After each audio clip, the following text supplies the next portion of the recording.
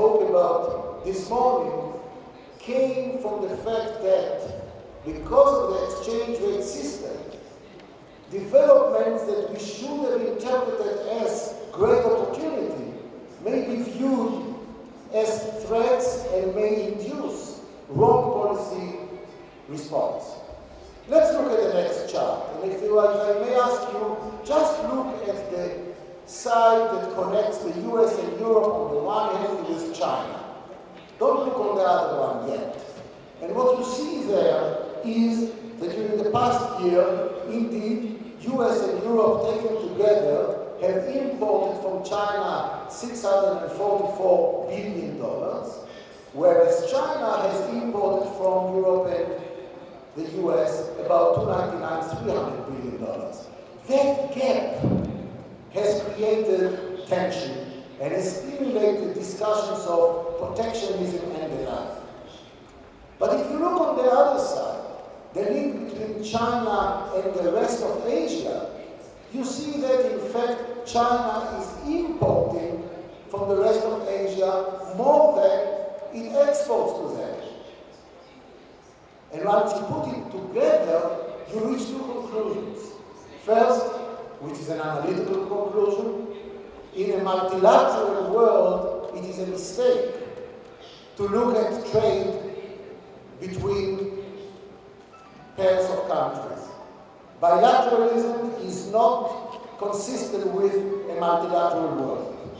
Once you think about it in the multilateral world, you see that basically the story describes to you the chain of production and trade. Asia is producing raw materials and the like. They export it to China. China is repackaging it and doing this and that, and re-exporting it by and large to Europe and the United States.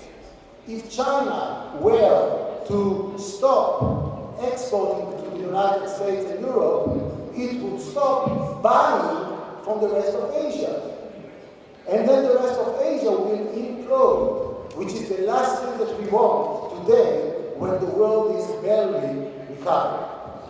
But fortunately, much of the debate and the negative protectionism is among policymakers, not among market participants. In fact, if you look at market participants, they have recognized the opportunity of China. Europeans have exported only 5% of their export went to China in the year 2000. Today, it's almost 20%. Huge change. The United States, only 3% of its exports went to China. Today, 17%. So in other words, the markets and the free enterprise and the entrepreneurs and the producers recognize the opportunity while the people in Washington scream protectionism. So why is there really a real war? The war is about the payment system.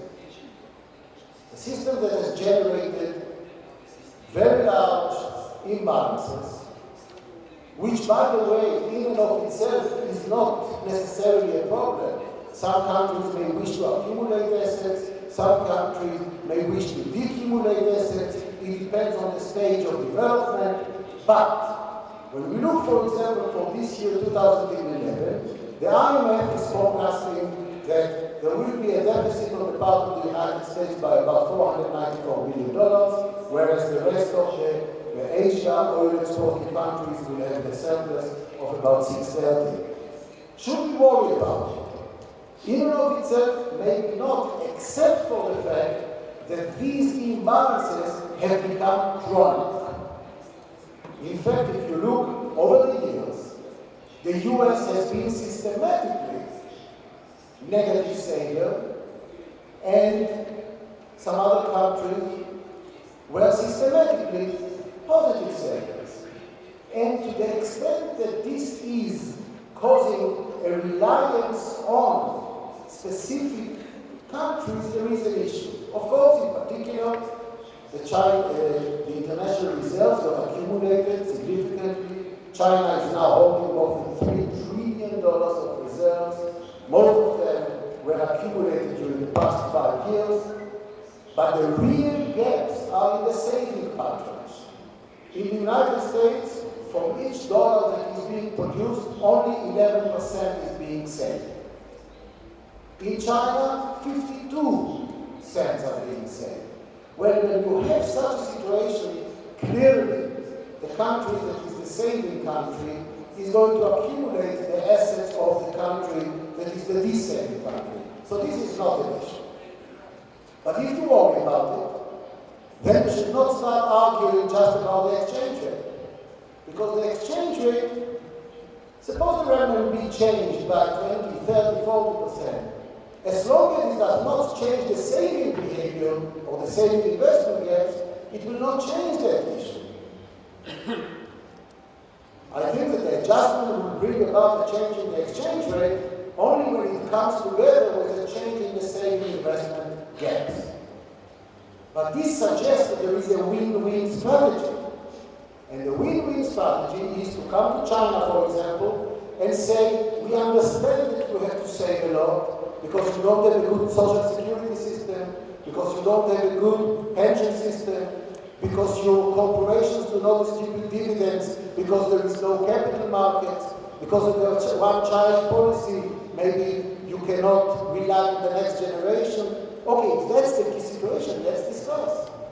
Let's help you to develop social security system, pension system, capital markets, and the like. That's the win-win strategy. So this brings me to the question of the Western world, macroeconomic policies. We have had a terrible recession. But the legacy of this recession is that we are now in a situation where, while the recession, the worst of it, is over, the policy stance is very complex. All over the world, at least the industrial world, interest rates are as close to zero as they come. So conventional policy instruments are gone. And all over the world, central banks, therefore, have extended liquidity in an extraordinary way. And Professor Mandel mentioned it already this morning. We have it in the US, we have it in the United Kingdom, to a lesser degree in the European Union. But with this in mind, the hands of the monetary authorities are really tied. So how can you deal with cyclical matters? So you can say no to fiscal policy. But budget deficits all over the world are still very large. They will be worse a little bit earlier, but still they are only in the negative territory. The US 10%, Japan 10%, that's a huge budget deficit. And when it comes year in and year out, of course public debt is increasing to magnitudes that we have not seen years before. And this brings me to what is now called the debt problem. In the old days, the debt problem was a Latin America problem. Today, the debt problem becomes an industrial countries challenge.